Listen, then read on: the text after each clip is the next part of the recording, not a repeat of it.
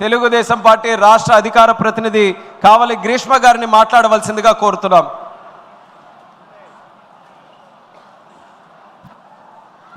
వేదిక మీద ఉన్న పెద్దలు, పితృ సమానులు, ముఖ్యమంత్రి గారికి, యువగలం పేరుతో మనందరికీ ఇంకా దగ్గరైన లోకేష్ అన్న గారికి, వేదిక మీద ఉన్న అతిరథ మహారథులందరికీ పేరు పేరున నా పాదాభివందనాలు.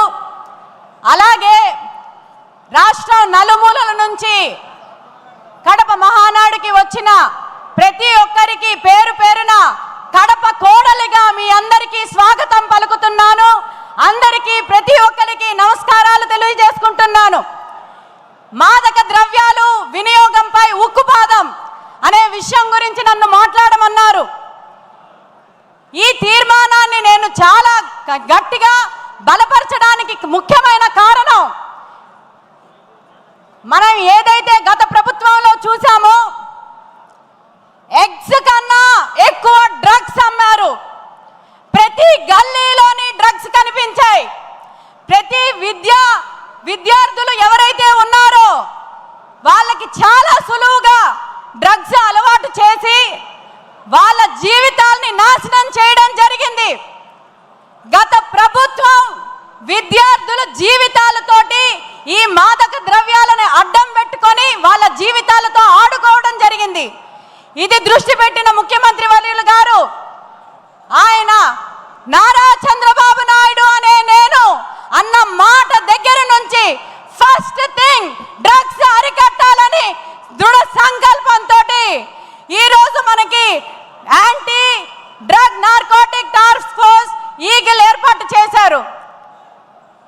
సోదరులారా, సోదరీమణులారా, మీరందరూ గుర్తుపెట్టుకోవాలి, మన పిల్లలు భవిష్యత్తు బాగుండాలంటే మాదక ద్రవ్యాల నుంచి దూరం ఉండేటట్టు మనం ఇంట్లో నుంచి ఫస్ట్ వాళ్ళకి సూచనలు ఇవ్వాలి. గంజాయి అనేది ఈరోజు విచ్చలవిడిగా రాష్ట్రంలో ప్రతి ఒక్క దగ్గర ఉంది. కానీ మన ప్రభుత్వం వచ్చిన తర్వాత అది కంప్లీట్గా అరికట్టడానికి చంద్రబాబు నాయుడు గారు, లోకేష్ గారు, అలాగే మన హోంమంత్రి అనిత గారు 100 days అని ఒక కార్యక్రమం చేయడం జరిగింది.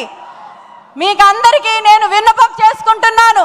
ఒక తెలుగు బిడ్డగా మిమ్మల్ని అందరినీ మీకు మళ్ళీ చెప్తున్నాను, దయచేసి పిల్లలు ఎలాంటి భవిష్యత్తులో పెరగాలన్నా కూడా మీరు ఒక దృష్టి సాధించండి. చంద్రబాబు నాయుడు గారు ముఖ్యమంత్రిగా ఎంత మంచి పాలసీలు తీసుకొని వచ్చారో ఈ డ్రగ్స్ని అరికట్టడానికి, గంజాయిని నిర్మూలించడానికి, గంజాయి నిర్మూలించే రహిత ఆంధ్రప్రదేశ్ని మనం నిర్మించాల్సిందిగా ముఖ్యమంత్రి గారికి మరొకసారి నేను విజ్ఞప్తి చేసుకుంటూ,